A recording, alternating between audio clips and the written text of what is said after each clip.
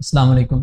आज हम बात करेंगे होस्ट क्या होता है, रिपीटर क्या होता है और हब क्या होता है। ठीक है, होस्ट कोई भी डिवाइस होती है। मसलन जब हमने सबनेटिंग के अंदर पढ़ा था कि नंबर ऑफ होस्ट होंगे, जो हमारी होस्ट बिट्स होती हैं उनको 2 करें तो वो हमारे नंबर ऑफ होस्ट निकल आते हैं। और अगर हम उसको दूसरे को नेटवर्क बिट्स हैं वो 2 हमारी वन नंबर ऑफ नेटवर्क्स होते हैं। ठीक है, तो होस्ट क्या होता है? कोई भी डिवाइस जो है जो डाटा को सेंड कर सकती है या रिसीव कर सकती है, तो वो ट्रैफिक को, तो वो हमारी होस्ट कहलाती है। ठीक है, अब होस्ट के अंदर दो कंसेप्ट आ जाते हैं, एक होता है हमारा क्लाइंट और एक होता है सर्वर। अब क्लाइंट जो वो होगा जो भी रिक्वेस्ट को इनिशिएट करेगा, और सर्वर वो होगा जो रिस्पॉन्ड करेगा। फर्ज करें मेरे पास हमारा एक पीसी है, इसने रिक्वेस्ट सेंड की गूगल को कि व्हाट इज माय आईपी, या कोई भी आप रिक्वेस्ट सेंड कर लेते हैं, तो यहाँ पे गूगल का सर्वर पड़ा हुआ है। ठीक है, तो अभी फिलहाल जो है मेरा ये वाला क्लाइंट के तौर पे बिहेव कर रहा है, और गूगल का सर्वर, यानी मैंने तो रिक्वेस्ट इनिशिएट की है, मैंने क्वेश्चन किया गूगल से कि यार यानी कि डॉलर का रेट क्या है, ये सारी चीज़ें, तो वो गूगल जो है आगे से रिस्पॉन्ड करेगा, तो वो जो है रिस्पॉन्ड करेगा, गूगल सर्वर बन जाएगा। अगर गूगल का सर्वर जो है आगे इसने किसी से, अब किसी फाइल सर्वर से या कहीं से कोई भी फाइल डाउनलोड करनी है या अपडेट करनी है, रिक्वेस्ट करनी है, डीएनएस सर्वर से कोई रिक्वेस्ट करनी, तो वो तब के वक्त जो है ये गूगल का सर्वर जो है ये क्लाइंट बन जाएगा, और आगे जो रिस्पॉन्ड करेगा इसकी रिक्वेस्ट को, मसलन कोई अपडेट आ गया गूगल की तरफ से, तो इसने जो है वो कोई अपडेट जो है वो डाउनलोड करनी है, तो इसको जो फाइल जहाँ से ये रिक्वेस्ट करेगा अपडेट करने के लिए, वो जो है उस वक्त सर्वर बन जाएगी और ये क्लाइंट बन जाएगा। तो इस तरह जो भी रिक्वेस्ट को इनिशिएट करे वो क्लाइंट है, और जो रिस्पॉन्ड करे वो हमारा सर्वर है। अब होस्ट जितने भी हैं, चाहे वो गूगल का है या किसी भी चीज़ का है, उन सभी की जो है वो आईपी यूनिक आइडेंटिटी होती है, उसको हम आईपी एड्रेस कहते हैं। ठीक है, यहाँ से भी अगर हम कमांड प्रॉम्प्ट पे जाके लिखते हैं कि पिंग,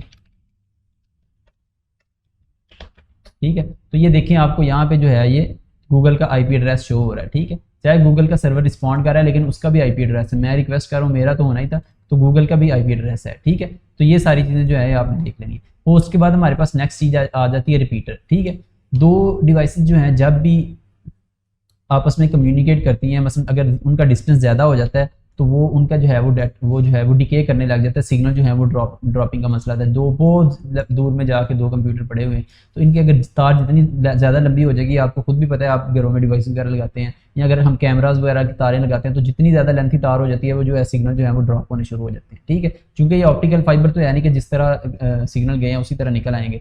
ठीक है, तो इस तरह केबल्स में जो है सिग्नल ड्रॉपेज होते हैं, तो उनको बूस्ट करने के लिए कि सेंटर में पहले हमारा था, बूस्ट करने के लिए यहाँ पे सेंटर पे हम रिपीटर लगा देते, इसके अंदर एक पोर्ट यहाँ से कनेक्ट होती थी, आगे से निकल जाती थी। ये क्या करता था, जितने भी गिरे हुए थे उनको दोबारा बूस्ट कर देता था, तो फिर आगे तक पहुँचने के काबिल वो इतने को होते थे कि वो दोबारा, यानी कि उनको दोबारा वहाँ पे जो है वो यूज़ किया जा सके। तो ये हमारा होता था। तब तक जो है हम इसको डायरेक्टली कनेक्ट करते थे सभी डिवाइसेस को, कोई सेंट्रलाइज नहीं था सिस्टम, यानी कोई भी डिवाइस है उन सबको डायरेक्ट कनेक्ट करना पड़ता है। इसको पैकेट ट्रेसर के अंदर जो है यहाँ से आके, तो एक रिपीटर की एग्जांपल देख लेते हैं। यहाँ से आगे हम दो एंड डिवाइसेस लेंगे, फर्ज करें एक मेरा पीसी इधर पड़ा हुआ है और दूसरा मेरा पीसी इधर पड़ा हुआ है, इन दोनों को मैंने कनेक्ट करना है, और इनकी तार फर्ज करें बहुत ज़्यादा, मतलब एक शहर की एक नुक्कड़ पे है, दूसरा दूसरी नुक्कड़ पे है। ठीक है, तो इन दोनों को कनेक्ट करने के लिए अब मेरी तार जो है इसके जो है बहुत मेरी जो है वो तार वो उसका सिग्नल ड्रॉपेज हो जाएंगे, तो मैं रिपीटर ऐड करना चाह रहा हूँ। तो हम यहाँ पे आऊँगा नेटवर्क डिवाइस के अंदर, यहाँ से हब सेलेक्ट करूँगा, इसके अंदर जो है रिपीटर यहाँ से सिलेक्ट करके तो इसको यहाँ पे मैं ऐड कर दूँगा। ठीक है, तो अब रिपीटर को अगर हम क्लिक करें तो इसके अंदर आपको शो हो रहा है कि इसके अंदर दो पोर्ट्स हैं,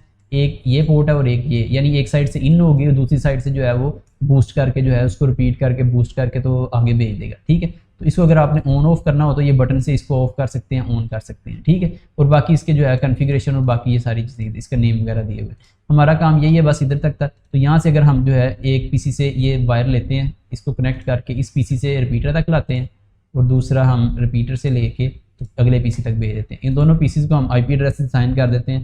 कॉन्फ़िगरेशन में जाएंगे, आईपी कॉन्फ़िगरेशन में, तो यहाँ से डीएचसीपी अभी करते हैं। ठीक है, तो ऑटोमेटिकली इसको साइन हो जाए, तो ये भी हो गया। यहाँ पे आएंगे, इसको भी आईपी साइन कर देते हैं।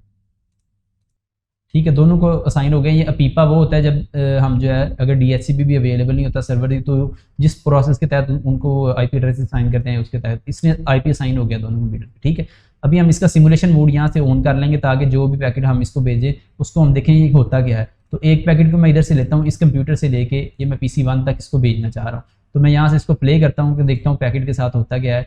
तो ये मेरा रिपीटर तक पैकेट आया है।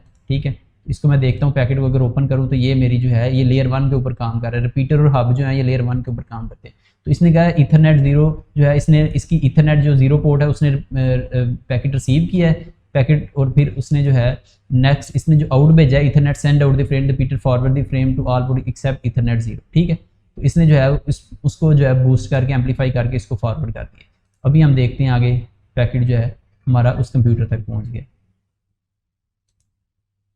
इस कंप्यूटर पे पैकेट को देखें तो वो कह रहा है कि ये मेरे लिए ही आया था। इसका हेडर के अंदर जो है मेरा सोर्स एड्रेस और ये सारी चीज़ें जो हैं हेड एड्रेस रेजोल्यूशन प्रोटोकॉल के तहत, तो ये सारी चीज़ें इसके ऊपर क्लिक करेंगे। Frame just MAC address receive the receiving port MAC address के साथ मैच कर गया। Device decapsulate PDU this in frame and ARP process, ठीक है। ये सारी चीज़ें जो हैं ये आप खुद ही पढ़ सकते हैं। तो अब ये रिप्लाई करेगा उसको, तो बाकी हम इसको आगे देखते हैं अगर। तो ये वापस हमारा गया। अब हमारा ICMP जो है वो मैसेज अब आया उसको।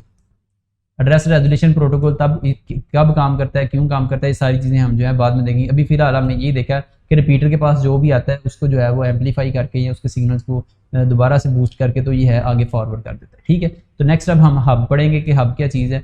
हब भी रिपीटर से मिलती जुलती चीज़ है। ये बस ये है कि मल्टी पोर्ट रिपीटर है हब जो है। ये क्या करती है, send out copy of signal to all device. इसके अंदर मल्टीपल पोर्ट्स होती है। रिपीटर के अंदर तो हमने देखा था ना कि एक पोर्ट होती है, ये एक इन है और एक आउट है, तो यानी दो कंप्यूटर के दरमियान ही काम कर सकता है। लेकिन हब क्या करती है, मल्टी पोर्ट रिपीटर है, इसके अंदर पोर्ट्स बहुत ज़्यादा होती हैं और जिस पोर्ट से भी इसको आता है ना ट्रैफिक रिक्वेस्ट आती है, ये उसको उस पोर्ट के अलावा बाकी सभी पोर्ट्स के ऊपर जो है उसकी कॉपी जो है वो भेज देता है, ठीक है। तो प्रॉब्लम इसकी क्या है कि हब की मतलब इस पोर्ट से रिक्वेस्ट आई है तो इसके पास बाकी जितने भी पोर्ट्स हैं उन सभी को पैकेट जो है वो भेज देगा। तो हब के अंदर प्रॉब्लम क्या है कि everybody can see everybody's data. दूसरा इसकी फ्लड दी होल नेटवर्क, मतलब हमारे 500 कंप्यूटर लगे हुए हैं एक पोर्ट के साथ, हमने इस तरह अटैच की हुई है, तो ये सभी को भेज देगा। तो वो कितना लोड उसके ऊपर डालेगा, चाहे वो किसी के हमने भेजा एक के लिए था। दूसरा हाफ डुप्लेक्स है कि एक वक्त में सेंड करेगा या रिसीव करेगा, दोनों काम एक में नहीं कर सकता। तो इसको हब को हम देख लेते हैं उधर जाके इसको पैकेट ट्रेसर के अंदर तो किस तरह काम करेगा। यहाँ से हम रिपीटर को डिलीट कर देंगे और यहाँ से हम हब को जो है वो ऐड कर लेंगे। नीचे से नेटवर्क डिवाइस में आएंगे, यहाँ से हब को ऐड करेंगे। फिर ये यहाँ से हब जो है हम यहाँ पे ऐड कर लेते हैं एक हब। अभी हमने जो है हमारे PC 01 था, 2 PC थे ना, अभी हम PC और ऐड कर लेते हैं, तो आगे देखेंगे मल्टी पोर्ट जो है हमारे हब जो है मल्टी पोर्ट रिपीटर कैसे काम करता है, ठीक है। अभी हब के ऊपर हम क्लिक करेंगे तो देखेंगे कि हब की जो है मल्टीपल पोर्ट्स हैं, ठीक है। इसकी पोर्ट जो है और ज़्यादा वाला भी हम ले सकते हैं मसलन, तो इसकी अभी फिलहाल जो है 6 पोर्ट्स हमें नज़र आ रही हैं, ठीक है। तो इसको जो है हम देखेंगे कि जनाब ये 6 पोर्ट्स के अंदर जिसकी तरफ से डाटा आएगा उसको छोड़ के बाकी सभी को फॉरवर्ड कर देगा, ठीक है। अब हम जो है इनको वायरिंग के साथ कनेक्ट कर देते हैं इन सभी पीसीज को। ये वाली वायर जो है हम कनेक्ट कर लेते हैं। अभी चूंकि हमें पता है कि 2 डिफरेंट डिवाइस, मसलन मैं इनको अभी आपको देख लेता हूँ कि ये इसके ऊपर अगर आप हॉवर करके रखें ना हब के ऊपर, तो आपको दिखा देगा कि इसकी जो है पोर्ट्स कितनी ज़्यादा है और जो है वो 1 मिनट, यानी वो दिखा रहा है कि ईथरनेट 0 एक पोर्ट है और फिर ये 1 है, 2 है, 3 है, 4 है और ये सारी अभी डाउन है, ठीक है। 2, 4 तो 6 सारी डाउन है, ठीक है। तो ये फास्ट ईथरनेट इसकी पोर्ट्स है और इसकी जो है हमारी वो एक पोर्ट जो है वो जिसके साथ हमने लगाना है वही फास्ट ईथरनेट 0 जो है वो इसकी पोर्ट है। अभी हम देखेंगे कि हमें चूंकि पता है ये दोनों जो है डिफरेंट डिवाइस हैं, तो डिफरेंट डिवाइस को कनेक्ट करने के लिए हमारी जो है स्ट्रेट जो है वो स्ट्रेट थ्रू केबल लगेगी। तो इसको हम इसके पे क्लिक करेंगे तो फास्ट ईथरनेट 0 इसकी पोर्ट है और इसकी हमें पता है कि 6 पोर्ट्स हैं, इसमें से हम इसकी पहली पोर्ट के साथ इसको लगा देते हैं। फिर दोबारा हम इधर से स्ट्रेट थ्रू केबल लेंगे, फास्ट ईथरनेट 0 इसकी जो है हम इसको 1 पोर्ट के साथ लगा देते हैं। फिर इसको क्लिक करते हैं फास्ट ईथरनेट 0, जिस पोर्ट पे लगता जा रहा है वो देखिए हमारी गायब होती जा रही है। अभी 2 पे लग गया तो अभी हमें सिर्फ 4 शो हो रही हैं। फिर दोबारा इधर से हम लेते हैं इसको जो है हम जाके इसके साथ अटैच कर देते हैं 3 के साथ। अभी हमारी जो है इसकी पोर्ट्स अभी हम देखें तो हमारी अप में 4 पोर्ट्स हमें अप शो हो रहा है, 0, 1, 2, 3 जो है हमें वो अप शो कर रहा है और 4, 5 जो है हमारी वो डाउन है, ठीक है। अभी ये हमारा इस तरह है, तो इस पीसी को जो है इनको हम IP कॉन्फ़िगरेशन कर देते हैं, ठीक है। हमारे सभी पीसीज को जो है वो अभी IP एड्रेसेस असाइन हो गए हैं, ठीक है। तो अभी हम देखते हैं कि हम पैकेट अगर हम इसके थ्रू भेजते हैं तो हमारा जो है वो पैकेट किस तरह होगा। सिमुलेशन को हम ओपन कर लेते हैं, यहाँ से एक पैकेट भेजते हैं और हम इस कंप्यूटर तक भेजना चाह रहे हैं, ठीक है। तो इसको हम चलाएंगे तो देखते हैं क्या होता है। पहला पैकेट मेरा उधर तक गया है। अब आगे तो रिपीटर ने क्या किया, इसको मैं फास्ट फॉरवर्ड कर गया हूँ। अभी देखता हूँ रिपीटर ने क्या किया, उस पैकेट को जो है तीनों जितनी भी उसके साथ पोर्ट्स कनेक्टेड थी इसने उन सभी को जो है वो भेज दिया। उनमें से जिस पोर्ट के लिए चाहिए हब ने क्या किया, जितनी भी पोर्ट्स पर कंप्यूटर्स कनेक्टेड थे उसने सभी को भेज दिया सिवाय उसके जिसने सेंड किया था, ठीक है।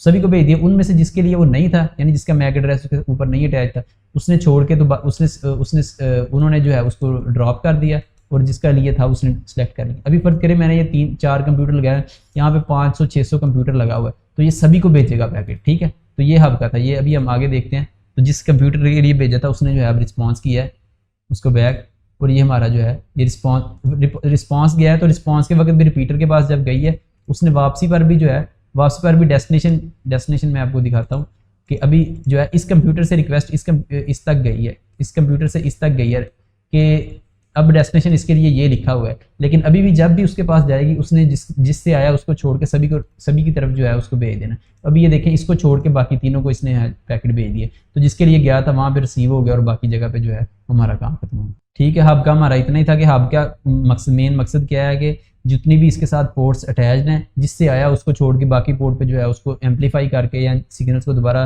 रिपीट करके तो सभी के ऊपर जो है ये फॉरवर्ड करता है, ठीक है जी। आज के लिए इतना ही, थैंक यू वेरी मच।